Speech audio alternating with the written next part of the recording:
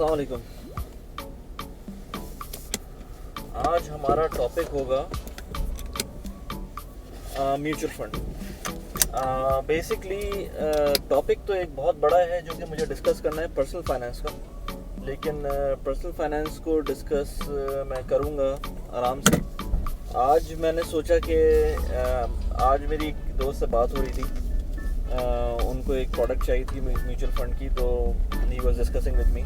तो मैंने कहा क्यों नहीं मैं इस पे एक वीडियो भी बना लूँ, क्योंकि बहुत सारे लोग इस सेविंग इंस्ट्रूमेंट को निगलेक्ट कर देते हैं। ऑल्दो कि मैं बताऊँ mutual fund is very common, पूरी दुनिया में बहुत कॉमन है, और कहीं इसको ETF भी कहते हैं, और नॉर्मली पाकिस्तान इंडिया में म्यूचुअल फंड कहते हैं। म्यूचुअल फंड वैसे तो बहुत कॉमन चीज़ है, लेकिन क्योंकि पाकिस्तान में स्पेशली, और आई don't know about India, but Pakistan के अंदर अंडररेटेड इंस्ट्रूमेंट है एज अ फाइनेंशियल सेविंग्स और फाइनेंशियल लेट्स से। बहुत सारे लोगों में इस चीज़ की लिटरेसी नहीं है म्यूचुअल फंड्स की। तो मैंने सोचा कि क्योंकि आज मैं एक दोस्त के साथ डिस्कस कर रहा था, तो I thought that why not to make a video on this topic. इसको as an example very short and sweet इस तरह कह लें कि कोई एक आपका एक दोस्त है, ठीक है, वो आप समझते हैं उसको कि जो है ना वही उसकी फाइनेंशियल लिटरेसी अच्छी है, वो स्टॉक्स में भी काम कर सकता है, वो प्रॉपर्टी के अंदर भी काम कर सकता है, वो लेट्स से गाड़ियों का बिज़नेस भी करता है, उसके मल्टीपल बिजनेसेस हैं। तो आप उसको अपना पैसे दें और उससे बोलें, और आपके अलावा और बहुत सारे दोस्त इस तरह के हों जो उसको पैसे दें और बोलें कि लेट्स से भाई तुम लेट्स से आप उसको 10,000 रुपये दे दें, लेट्स से एवरी मंथ दे दें, कभी भी दे दें, कितने भी दे दें और कभी भी दे दें, उसको देते रहें, और आप उसको एक्सपेक्ट करें कि भाई ये हमारे पैसे जो है ना हमें प्रॉफिट में करके देगा। अब बस एक डिस्क्लेमर है कि उसके अंदर, क्योंकि ये सच कोई सेफेस्ट इन्वेस्टमेंट तो नहीं है, तो इसमें आपको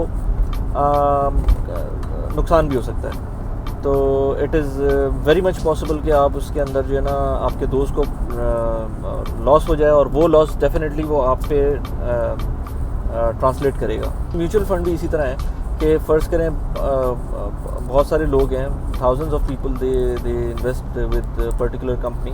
मैं नाम बाद में बताता हूँ म्यूचुअल फंड्स के, लेकिन इस तरह की बहुत सारी कंपनीज़ हैं जो कि काम कर रही होती हैं। तो आप लेट से उनमें से एक हैं, किसी को भी चूज़ कर लिया आपने, और उसके अंदर आप अपना जो भी इन्वेस्टमेंट आपको करनी है, भले आप वो मंथली इन्वेस्टमेंट करना चाहते हैं या आप उसको वन टाइम इन्वेस्टमेंट करना चाहते हैं, जो भी है वो आप करें उसके साथ, और यू एक्सपेक्ट के सर्टेन अमाउंट ऑफ टाइम आपके पास है, और उसके बाद वो आपको प्रॉफिट देगा।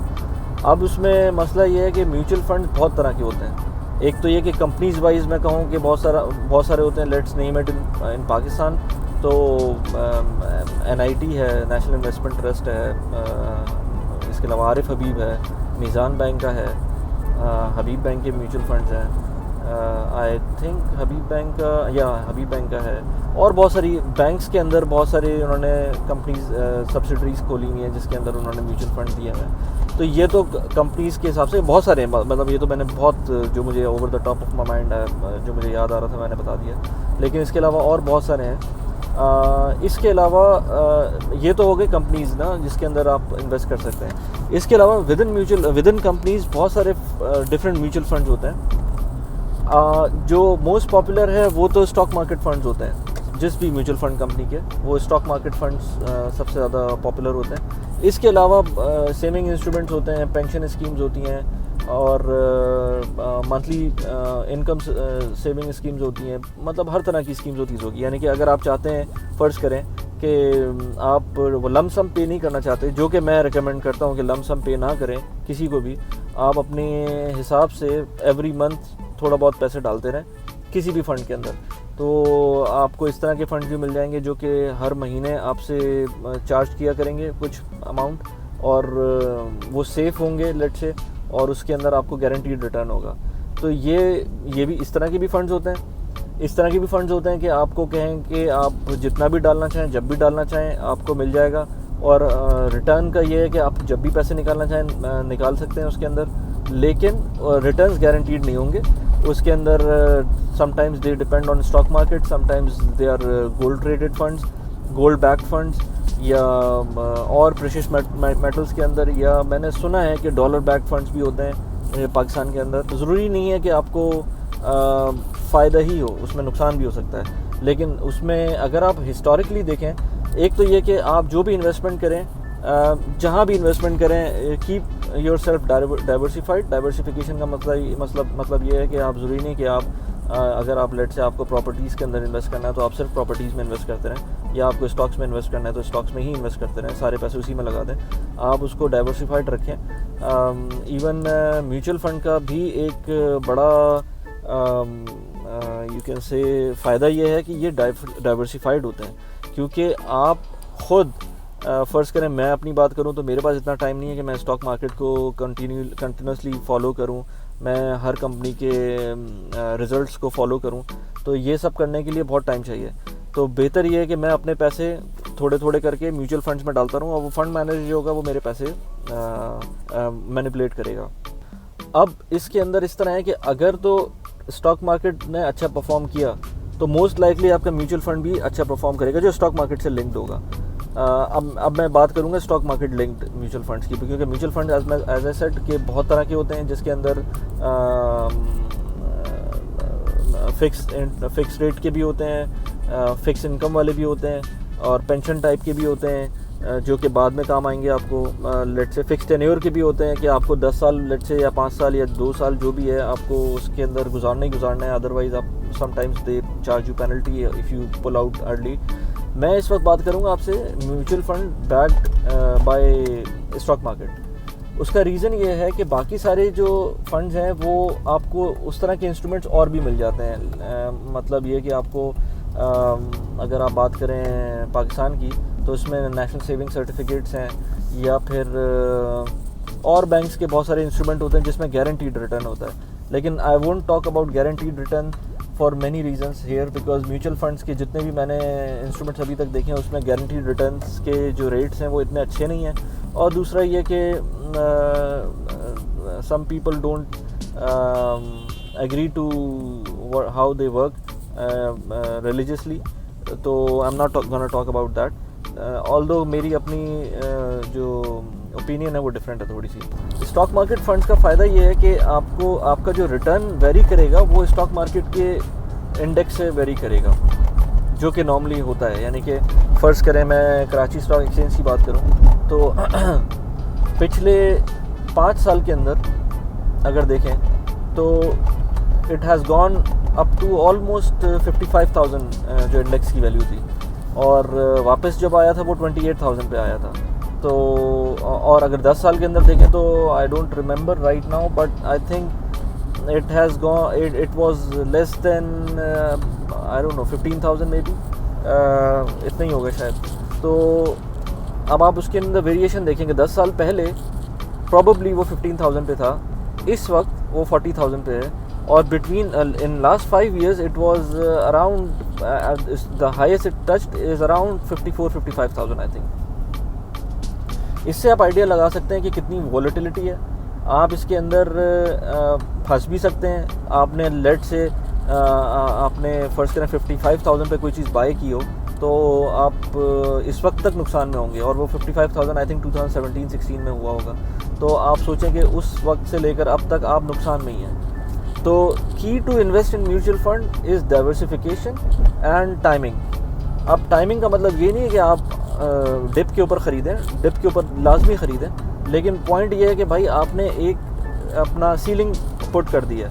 लेट से आपने सीलिंग पुट कर दिया अकॉर्डिंग टू योर इनकम, आपने सीलिंग पुट कर दिए फ़र्ज़ करें 10,000 रुपये पाकिस्तानी, कि 10,000 रुपये Pakistani every month you will be investing in mutual fund. Now the date on which you're gonna purchase it might vary depending on the market situation. Let's say आप इस महीने 1 महीने आप सोचते हैं कि यार मुझे ये लग नहीं रहा कि आज मार्केट नीचे जाएगी, मैं इसको पोस्टपोन कर देता हूँ अगले महीने के लिए, which is also possible। अब अगले महीने जब आपको लगे कि इस मार्केट नीचे चली गई है या मार्केट नहीं भी गई है, तब भी आप चाह रहे हैं कि आप कर दें इन्वेस्ट, तो कर दें इन्वेस्ट। ठीक है, 10,000 rupees is something.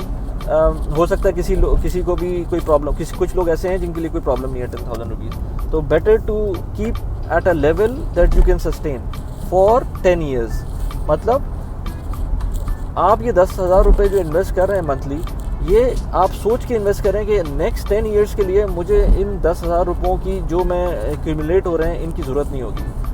I would guarantee, not guarantee, I wouldn't say guarantee, I would say that इससे अच्छा आपके पास हेज नहीं हो सकता कि आप उतनी इन्वेस्टमेंट करें जो 10 साल के लिए आप निकालना ना पड़े आपको। ये बाय द वे ये रूल हर इन्वेस्टमेंट के लिए वैलिड है। बहुत कम ऐसी इन्वेस्टमेंट्स होती हैं जो कि मेरे ख्याल में शॉर्ट टर्म हो। शॉर्ट टर्म इन्वेस्टमेंट कभी भी I would say it's Gamble. अगर शॉर्ट टर्म इन्वेस्टमेंट हो रही है तो वो ज़्यादातर गैम्बल होती है। आप 10 साल के होराइज़न पे रखें। 10 साल के होराइज़न के ऊपर हमेशा आपको most of the time it's gonna turn out into be profitable scenario. कुछ केसेस होते हैं ऑफ कोर्स जिसके अंदर प्रॉब्लम भी हो सकती हैं, अनफोर्सीन तो कहीं भी हो सकता है, लेकिन एटलीस्ट ये सट्टा नहीं होगा। तो यू आर नॉट, और प्लस ये कि आप ऐसे पैसे डाल रहे हैं जो आपकी ज़रूरत के नहीं हैं। आप इन पैसों को ऐसी जगह डाल रहे हैं, ऐसे टाइम पे डाल रहे हैं कि it's even not your emergency fund. ठीक है ना, ये आप किसी सूरत भी 10 साल से पहले पुल आउट नहीं करेंगे। अगर आप इसी सिनेरियो को देखें किसी भी चीज़ के अंदर, यू नेम इट, प्रॉपर्टी ले लें, आप स्टॉक मार्केट ले लें, आप कोई छोटा मोटा बिज़नेस भी ले लें, अगर आप 10 साल का होराइज़न किसी चीज़ के ऊपर भी रखेंगे, वो आपको हमेशा आपको प्रॉफिट देगा।